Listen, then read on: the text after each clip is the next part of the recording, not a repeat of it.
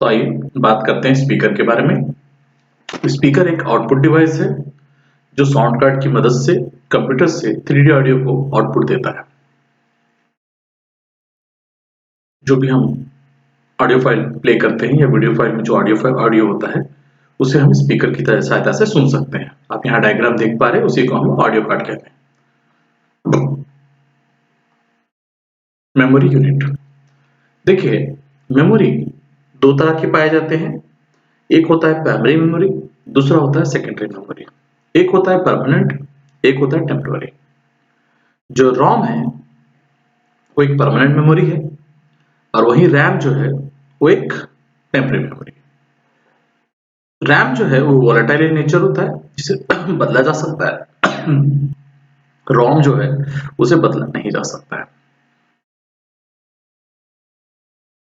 बार बार memory कह रहे हैं सर, मेमोरी को हम लोग जांचेंगे कैसे कि किसमें कितना मेमोरी होता है। देखिए, सबसे छोटा जो यूनिट होता है उसको निबल बोलते हैं। उससे थोड़ा बड़ा जो कंप्यूटर में डेटा स्टोर होता है ना, वो बाइनरी फंक्शंस में स्टोर होता है, बाइनरी नंबर्स में।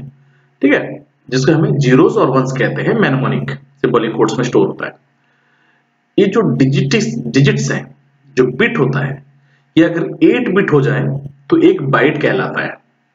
अब यहां देख पा रहे हैं जो 8 यहां पर बिट दिख रहा है आपको, और ठीक उसी के सामने देखिए 8 बिट्स कंसिस्ट अ बाइट।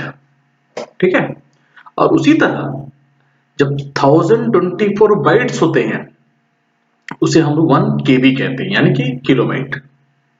बिट BITS और बाइट में BYT होता है। ठीक है, उसी तरह आप नीचे देख सकते हैं कि किस तरह से हम कैलकुलेशन करते हैं। 2 to the power of 10 है 1024 बाइट्स। ठीक है, मेगाबाइट उसका डबल, गीगाबाइट, ये किसकी कैपेसिटीज। चलिए, प्राइमरी मेमोरी देखिए, जो रैम है वो रैंडम एक्सेस मेमोरी। ठीक है, ये स्टोरेज में होता है, सीपीयू में लगा होता है और कंट्रोलिंग के प्रोसेसिंग के एकदम बगल में होता है। इसका काम इतना ही है, ये वोलेटाइल इन नेचर है। ये डाटा जो होता है ये कंप्यूटर के स्विच ऑफ करते ही नष्ट हो जाता है। ये इतना ही मेहनत कर सकता है जो आप काम कर रहे हैं, करंट आप कुछ लिख रहे हो, कहीं एक्सेस कर रहे हो, इंटरनेट पे हो, तो ये डाटा को होल्ड करता है कि जब जब आप बार बार रिट्रीव करेंगे या पीछे जाएंगे या आगे आएंगे तो ये आपको बहुत जल्द से ओपन करके देने का काम करता है, क्योंकि ये स्टोर नहीं होता, ये बस प्रोसेसिंग के दौरान हम इसका इस्तेमाल करते हैं। कंप्यूटर बंद कर दीजिए, बंद हो जाएगा, डाटा भी नष्ट हो जाएगा। ये स्पीड को ठीक रखने के लिए, एक्सेसिबिलिटी को बहुत बढ़ावा देने के लिए बहुत सहायता करता है। दूसरी तरफ हम बात करते हैं रीड ओनली मेमोरी। देखिए, रीड ओनली मेमोरी होता है बायोस में, बेसिक इनपुट आउटपुट सिस्टम के द्वारा। बायोस जो कंपनी जब मैन्युफैक्चर करती है तो कंप्यूटर में अगर कोई सॉफ्टवेयर ना हो तो उसे भी तो ऑन करना पड़ता है, उसे भी ऑफ करना पड़ता है। कुछ कुछ चीजें होती हैं जो बेसिक संचालन के लिए जरूरी होती हैं, इसीलिए बायोस में रोम को दिया जाता है। ये एक परमानेंट है, इसे आप मॉडिफाई अपडेट नहीं कर सकते, ये इनबिल्ट होता है। उसके बाद हम देख रहे हैं कुछ परमानेंट, जैसे कि P pro, programmable read only memory. ये पहले प्रोग्राम्स को इरेज करने के लिए बनाए गए हुए थे, इसको बदला नहीं जा सकता था, बस इसे स्टोर करके रख सकते हैं। इसीलिए इसमें ई प्रोम नाम का एक डेवलप किया गया। ये है erasable programmable read only memory, मतलब जो स्टोरेज एरिया है इसको हम लोग प्रोग्राम की सहायता से हम लोग इसे क्या करते थे, ई प्रोम चिप होता है जो प्रोग्राम की मदद से इसको इरेज कर देता है जो भी डाटा इसके अंदर में था, एक्सपोजिंग अल्ट्रावायलेट लाइट के द्वारा इसको एक्सपोज कर देता था। उसके बाद इन्होंने डेवलप किया E PROM, electrically erasable programmable read only memory. ये रोम का वो टाइप है जहां पर हम इलेक्ट्रिकल सिग्नल्स का इस्तेमाल करके कंटेंट को EEPROM से हटा देते हैं, डिलीट कर देते हैं। पार्शियल मॉडिफिकेशन इसमें संभव था। उसके बाद आइए कैच मेमोरी। मैंने अभी आपको कहा कि रैम एक कैच मेमोरी है। ये आपको एक्सेसिबिलिटी प्रदान करता है, टाइम बचाता है, मेन मेमोरी में स्टोर रहता है, चीजों को होल्ड करके रखता है, स्लो स्पीड को मेन मेमोरी से जल्द इंक्रीज करने में, परफॉर्मेंस को बढ़ाने में, जिस तरह आप किसी को देखकर याद सोचते हैं, तो आपका कैश मेमोरी है कि अभी इसे कहीं देखे थे, हाँ अभी यहाँ रखा हुआ था सामान, अच्छा इसे अभी हमने देखा वहां पर। ये जो है आपका कैश मेमोरी है, ये 10 दिन बाद आप देखेंगे तो आपको टाइम लगेगा रिट्रीव करने में। तो यही सहायता करता है कैश मेमोरी। कैश मेमोरी एक टेम्पररी मेमोरी है जो रैम में होल्ड होता है फास्टर कन्वेंशनल वर्क करने के लिए, और कुछ नहीं। नेक्स्ट, सेकेंडरी मेमोरी एक परमानेंट मेमोरी है। सेकेंडरी मेमोरी सोच लीजिए जो कंप्यूटर में होता ही नहीं है, इसको आप अलग से स्टोर करते हो, या तो एक्सटर्नल होगा, या तो हार्ड डिस्क में होगा, पेन ड्राइव में होगा, सीडी में होगा।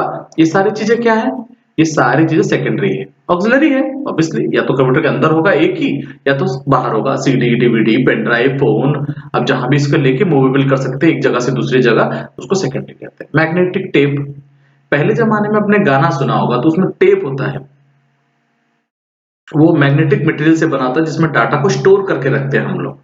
कुछ 12 से लेके 25 वाइड होता है, प्लास्टिक फिल्म टाइप का होता है, 500 मीटर तक। वो एक लंबा जो मेन फ्रेम में पहले स्टोर, कंप्यूटर में स्टोर डेटा को स्टोर करने के लिए मैग्नेटिक टेप्स का इस्तेमाल करते थे, जो मैग्नेटिक मटेरियल के द्वारा बना हुआ था।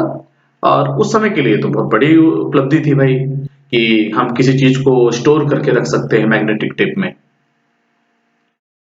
समय के साथ सब कुछ बदलता है। ये पुराने जमाने का एक डिस्क सीडी समझ लीजिए आप। इसके बाद में फ्लॉपी डिस्क आया, उसके बाद में सीडी आया, उसके बाद डीवीडी आया, फिर बीआरडी आया, अब ये फ्लैश डिवाइस, अब एसएसडी यूज कर रहे हैं। तो अलग अलग जमाने में अलग अलग चीजों की इन्वेंशन हुई है। देखिए फोटो दिख रहा है आपको, ये है मैग्नेटिक टेप। आप लोग पुराने जमाने के पिक्चर्स में भी देखे होंगे, रील का इस्तेमाल किया जाता था, वो रील वाला फिल्म को ही हम लोग कहते हैं। हार्ड डिस्क क्या है, एचडीडी। हार्ड डिस्क ड्राइव जो है ये कंप्यूटर के अंदर फिक्स्ड होता है, जिसमें पार्टीशन किया जाता है मेमोरी को, जिसमें एक पार्टीशन को कहते हैं हम लोग सी ड्राइव, जो जिसमें कंप्यूटर का ओएस रखा होता है। बाकी जो स्पेस बचते हैं उसको हम लोग इस्तेमाल करते हैं एज अ मेमोरी पोर्शन, जहां पर हम लोग चीजों को अलग अलग फोल्डर्स में स्टोर करके रखते हैं। ऑप्टिकल डिस्क, ऑप्टिकल डिस्क कहने से आपको समझ में नहीं आएगा। सीडी समझिए, कॉम्पैक्ट डिस्क, जो चमकता हुआ दिखाई देता है आपको, डाटा उसमें स्टोर किया जाता है, उस फिल्म में डेटा को तरीके से स्टोर किया जाता है, लेजर बीम की सहायता से उसको धीरे धीरे करके उसको लिखा जाता है, उसको राइटिंग बोलते हैं, बर्निंग प्रोसेस बोलते हैं हम लोग।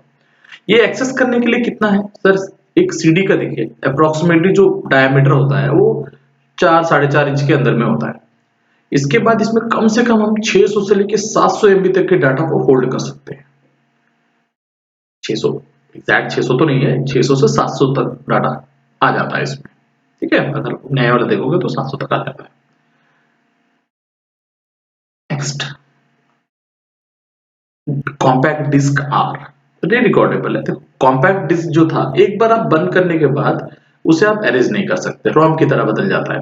लेकिन जो रिकॉर्डेबल है, इसमें डाटा को स्टोर कर सकते हैं।